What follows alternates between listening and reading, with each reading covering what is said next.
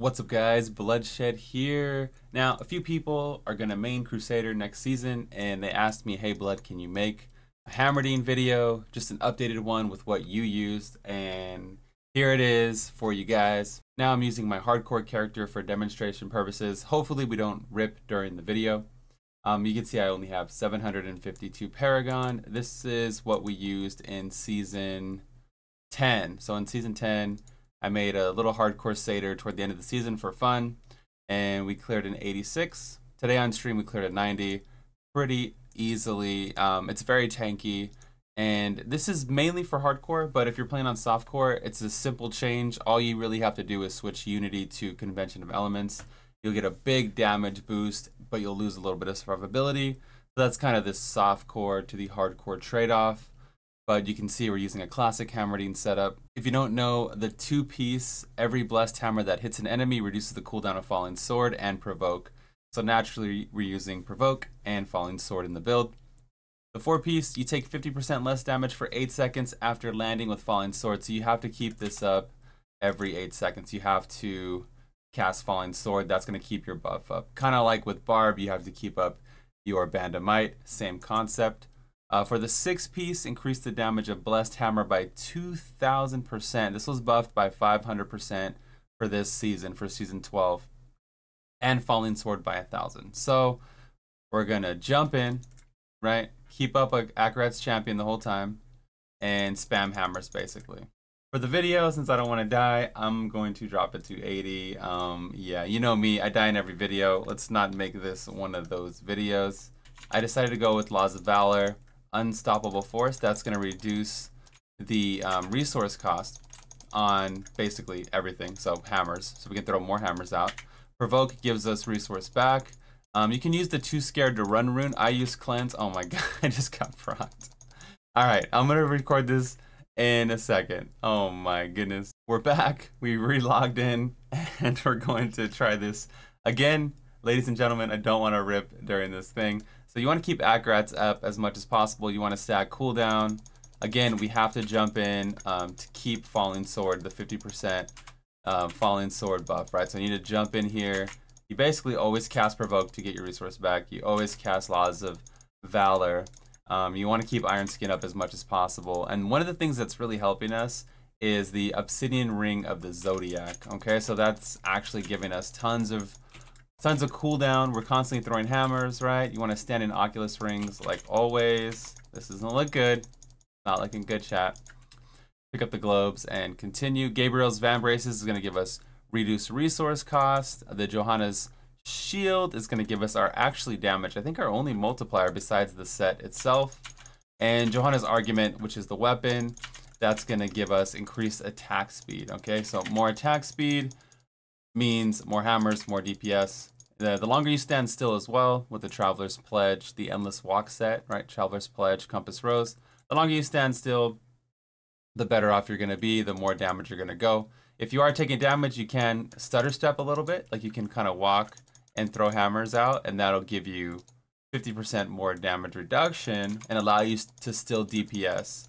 So you can kind of make a conscious decision there. Typically you don't want to stand still. Typically you want to stand still, but there might be times when you need to move if you're just taking too much damage and you don't want to die. You want to keep up your Endless Walk set in a different way. So you can see I have the damage reduction right now. Go ahead and grab this pylon. That'll be great. Great for the Rift, if I can explain it.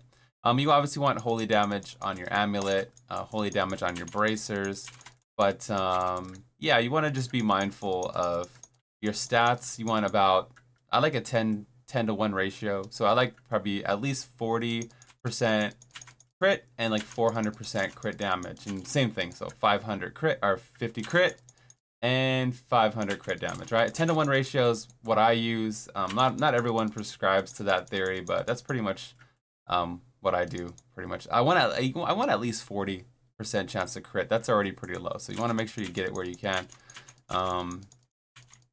Sacred Harness, that's going to cast Judgment at our target location. It's going to help keep things crowd controlled. Pretty awesome. White Gem in the Helm, really important for that cooldown. And Stricken. Stricken's really necessary for the Rift Guardian. Bane of the Powerful, since we're right up close anyway. And the Gogaka Swiftness legendary gem that's going to give us cooldown, attack speed, and survivability. It's going to give us some dodge chance as well. And green gem, of course, in the weapon. For passives, I would go with indestructible, especially if you're using convention. You're going to be a little squishier. It'd be nice to have that extra protection. Finery, Holy Cause is going to do damage and heal you when you do damage with holy damage. Since the rune we're going with is holy, it works out perfectly. Fervor buffs our one-hander, gives us more cooldown, more attack speed. So you can see it kind of all synergizes together. I'm a big fan of Hammerdin. I always was. It got a slight buff this patch. It's better than ever, technically. And still the same old Hammerdin always was.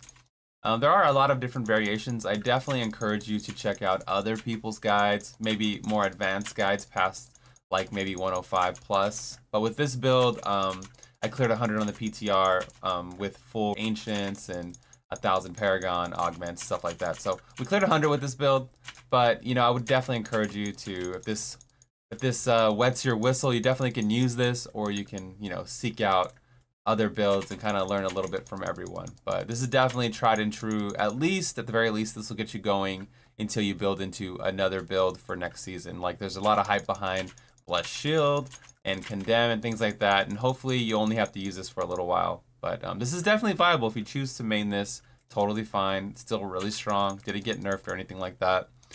Just a lot of other builds are catching up to the Hammerdin. So one of my favorites for sure. The Limitless rune does a lot of damage. So while leveling, it's very important that you probably use this. Definitely check out starter guide.